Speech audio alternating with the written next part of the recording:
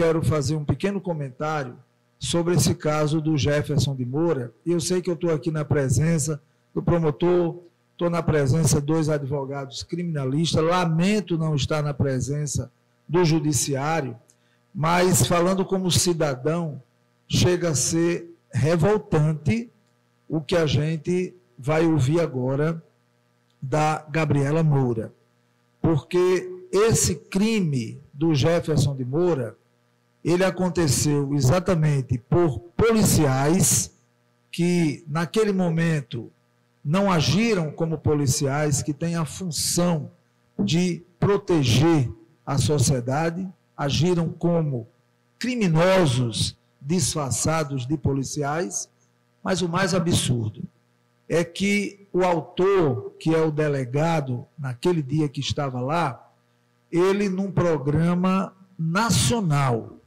num programa a nível Brasil em TV aberta, que foi o Domingo Espetacular, ele disse nesse programa: eu matei, eu atirei.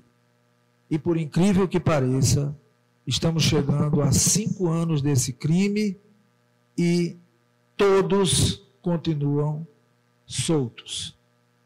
Vamos ouvir o que a Gabriela tem a dizer e depois eu gostaria que cada um aqui externasse a sua opinião. Por favor, produção, solta o vídeo. Boa tarde a todos. Quero agradecer imensamente a Fernando Antônio, sempre pelo convite e pela oportunidade. Hoje eu não estou aqui como só irmã de Jefferson, mas como cidadã brasileira que precisou do poder judiciário desse país, que ainda precisa do poder judiciário. É de fato inegável que em 2026, março de 2026, nós completamos 5 anos do acontecido com Jefferson, meu irmão tão querido, jovem, cheio de sonhos, pai de Júlia, onde teve sua vida brutalmente tirada dele e de nós.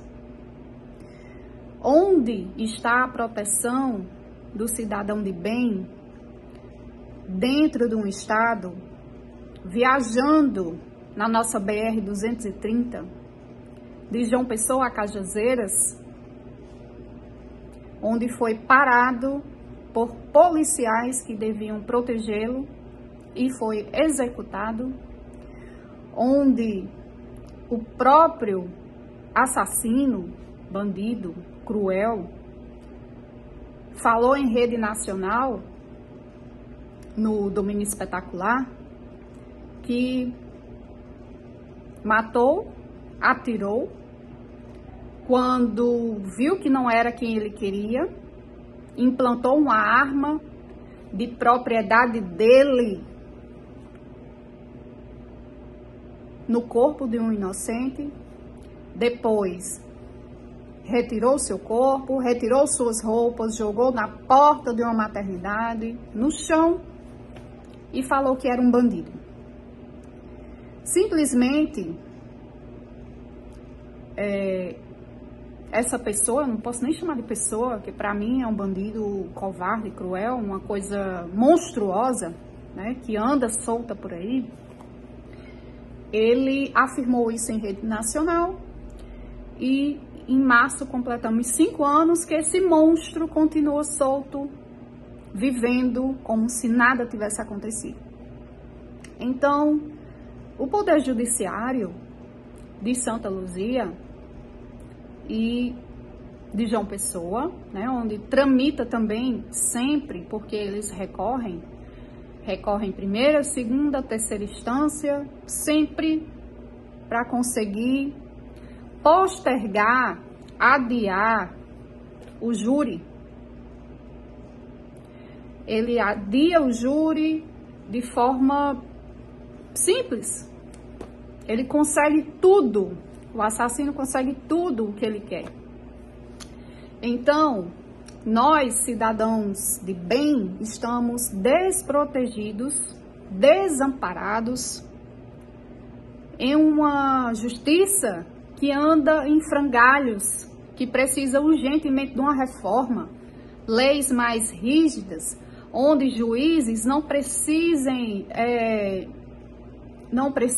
entrar em contradição. Um juiz decide uma coisa na primeira instância, outro na segunda, outro na terceira. E com isso, um assassino ganha tempo para fazer o que ele bem entender. Então, nós, cidadãos de bem, estamos totalmente desamparados. E o que acontece no caso de Jefferson, acontece também em muitos casos. Não é um caso isolado. Quantas famílias não perderam seus entes queridos dessa forma? E não tem sequer uma resposta do Estado, do Poder Judiciário. Quantas e quantas vezes eu não tive que procurar o jornalismo, a TV, a imprensa, para falar sobre o que aconteceu, porque senão meu irmão teria ficado como um bandido. Simplesmente ele teria ficado como um bandido. Isso é cruel, isso é covarde. O que a justiça faz com as famílias é crueldade. Quanta impunidade nesse país ainda a gente vai ter que aceitar, vai ter que tolerar. Então, quero agradecer mais uma vez, eu espero ter deixado o meu recado. Fernando Antônio sempre, de forma brilhante, conduz seus programas sobre esse assunto, que realmente é um assunto de importância relevante para nós cidadãos, nós que precisamos da justiça ainda desse país, do Poder Judiciário. Então, quero agradecer demais a oportunidade e dizer que nós não perdemos a esperança ainda na justiça. O que tiver que ser, será. A justiça, com certeza, vai chegar ainda nesse júri, porque não é possível. E nós vamos sim chegar no dia do júri e ver os culpados condenados, que é o que a família de Jefferson, os pais, os irmãos, a filha, os amigos, todos esperam. Mas, para mim, toda essa espera significa impunidade. Impunidade. Tá? Muito obrigada a todos. Obrigada, Fernando Antônio.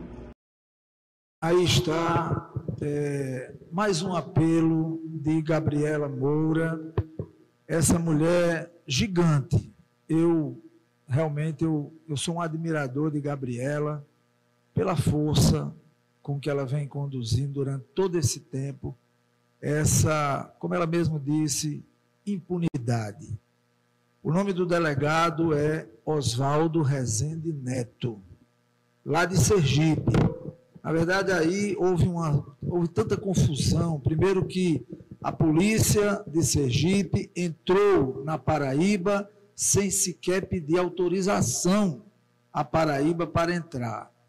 Plantaram a blitz na Serra de Santa Luzia e Jefferson de Moura, que vinha de João Pessoa à noite para buscar o seu pai aqui em Cajazeiras, que estava com Covid, foi confundido com um bandido de alta periculosidade.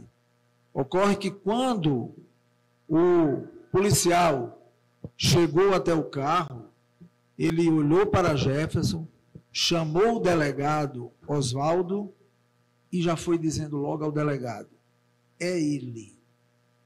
E o delegado, sem nenhuma chance de defesa, deu 8 tiros em Jefferson.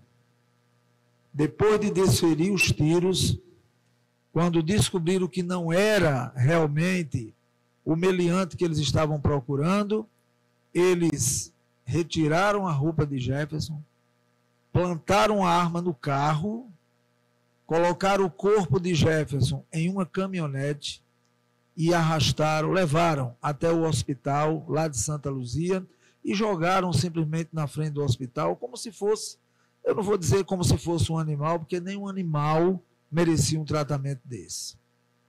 E isso vem nessa impunidade até hoje. Eu queria aproveitar aqui, ao perguntar para o doutor Levi, Emanuel, e aos próprios advogados criminalistas, né, o que eles acham desse fato, porque é um fato, não é um filme, e por que essa morosidade na justiça? Por que essa demora? E eu sei que estou na frente de advogados criminalistas que talvez nem gostem do que eu vou dizer, né? Essa é uma opinião minha, não estou dizendo que eles não vão gostar, né?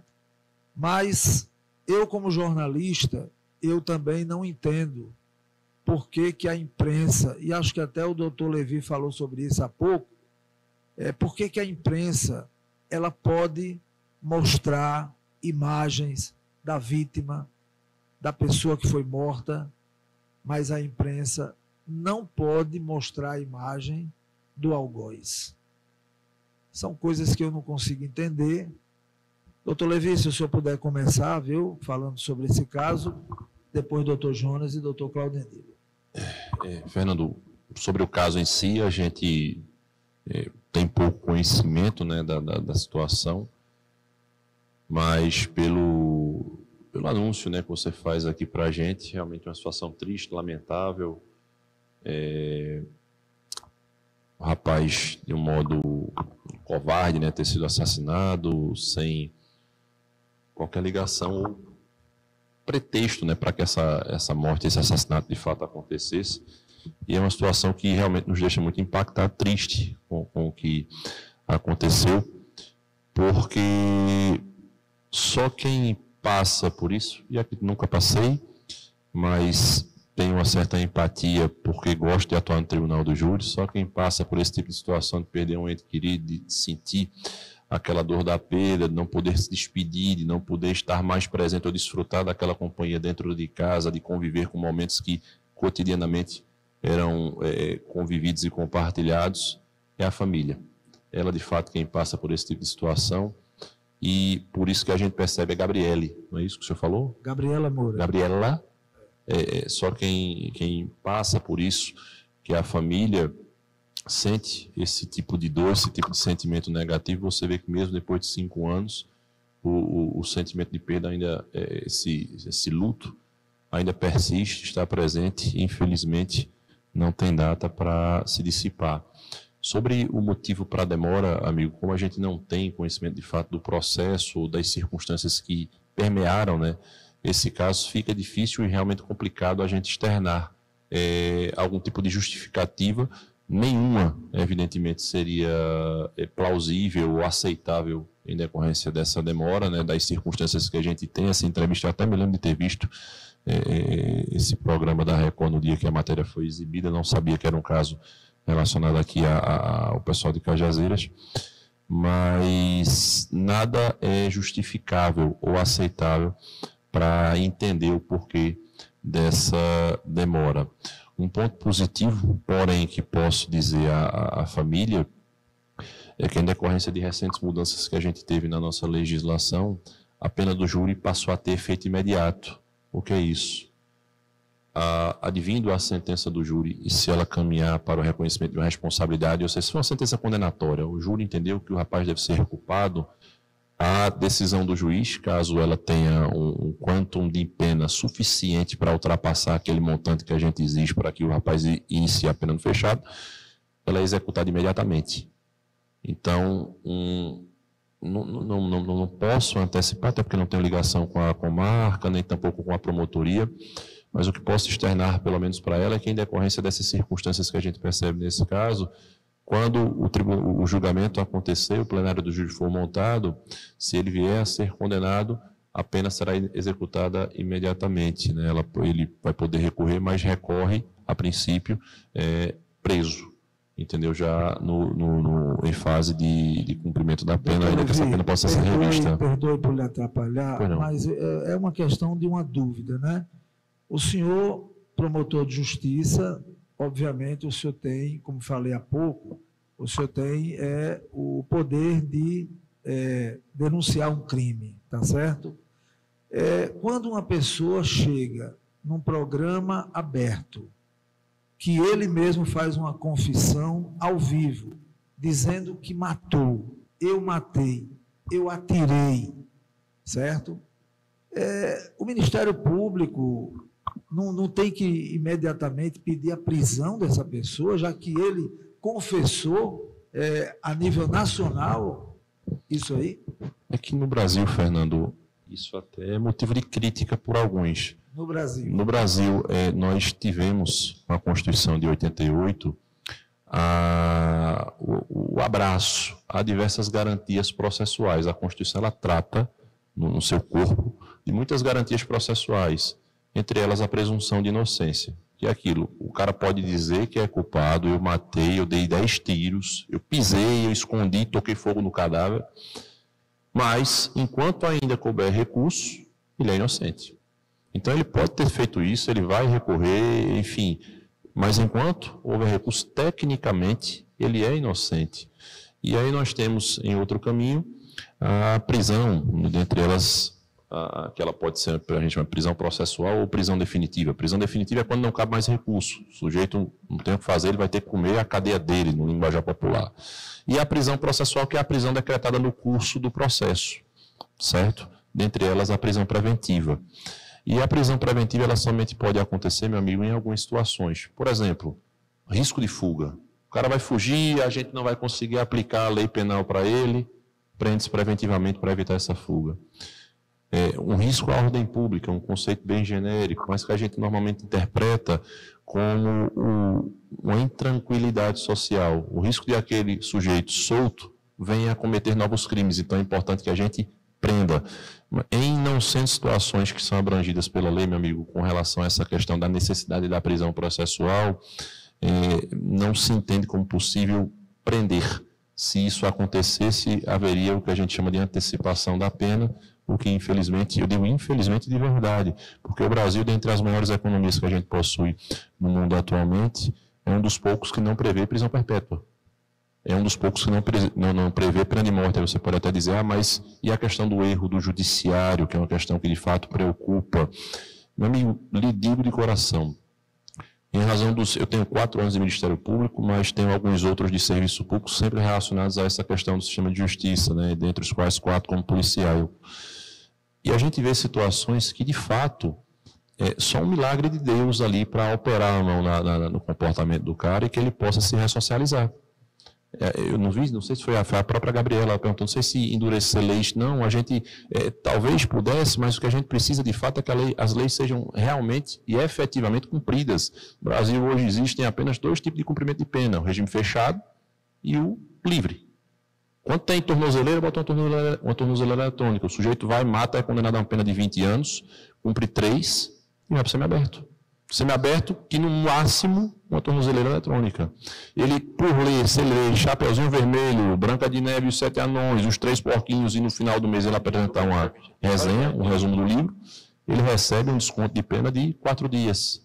Então, assim, são esse conjunto de situações que, de fato, descredibiliza um pouco o sistema de justiça, acaba minando a expectativa e a esperança que as pessoas têm de fato, ver que aquele que errou será efetivamente punido e nos causa essa preocupação. A gente lamenta profundamente essa situação, tem a expectativa, o doutor Jonas conversava comigo aqui, que ele é um pouco conhecedor do processo e sabe que o processo ele está andando e caminhando de fato para a realização do tribunal do júri, mas transmite essa certeza, que caso ele venha a ser condenado no tribunal do júri, pelo menos a pena haverá de ser iniciada imediatamente após o veredito dos jurados.